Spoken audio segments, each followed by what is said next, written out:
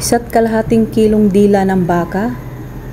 Ayan, meron tayong nabiling dila ng baka.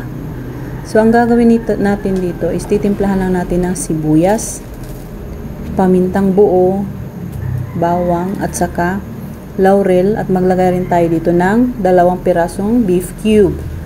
Maglagay tayo dito ng asin, lagyan natin ng tubig, at palambutin natin dito ng 3 hours. Kung meron naman kayong pressure cooker, pwede naman pressure cooker. So, pagtapos ng 3 hours, mahinang apoy lang ang pagluto.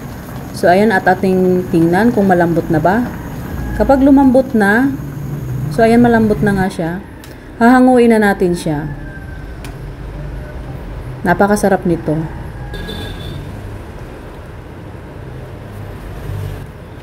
Ayan, tatanggalin lang natin yung kanyang balat. Ayan, yung dila ng baka. Kung mahilig kayo kumain ng ganito, masarap to dahil malaman siya. Kailangan mo lang siyang hugasan at linisin ng maayos.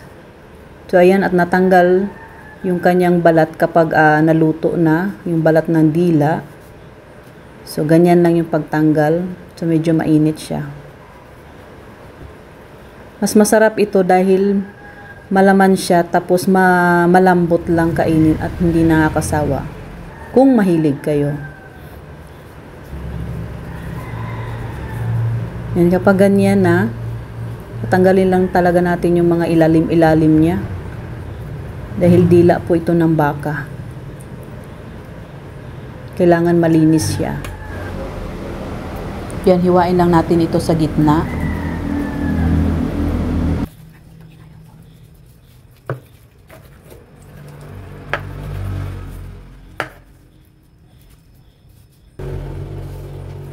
So, hiwain natin ang palapad. Napakalambot na talaga yung ating dila ng baka.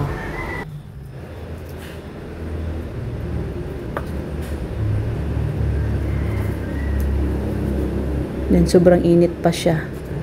Hiniwa ko na agad. Napakalambot na yung dila ng baka.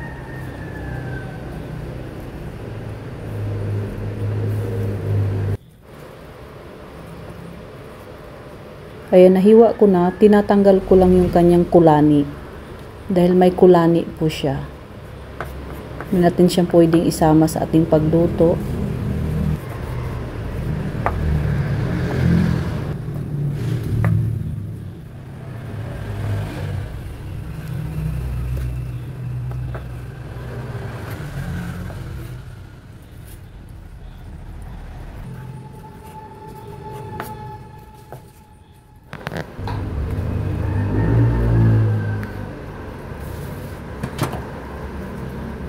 Ayan, at nahiwa na natin siya. Dito naman sa ating kawali na pinaglutuan kanina, maglagay lang tayo ng konting mantika. Isunod natin dito yung sibuyas at bawang. Ayan, gisahin lang natin ito.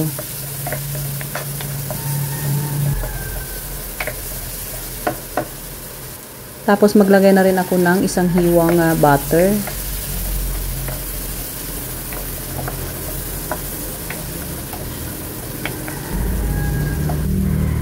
Maglagay lang ako ng mushroom.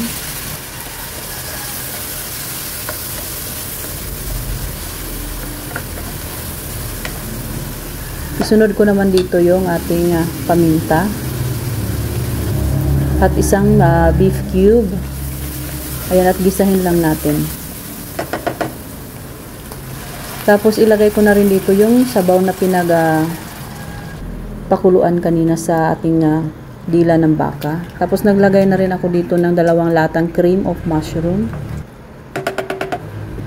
Maglagay rin ako dito ng konting toyo.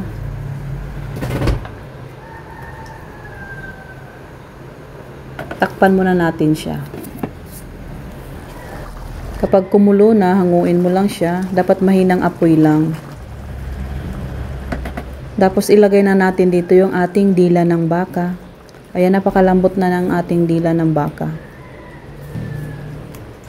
So, sa mga mahilig nito, napakasarap nito.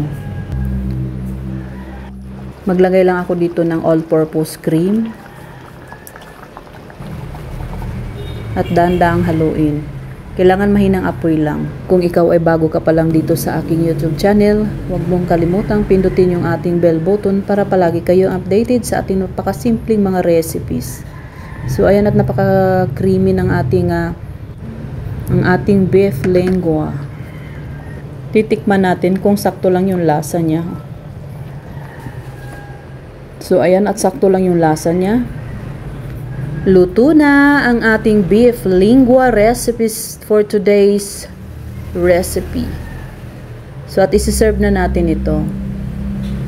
Ayan, napaka-creamy ng ating lengua. Sarap papakin.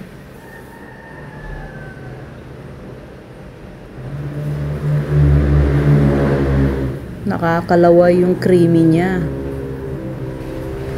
Maglagay lang tayo ng konting parsley. Maraming salamat sa panonood. Gawa ka na rin.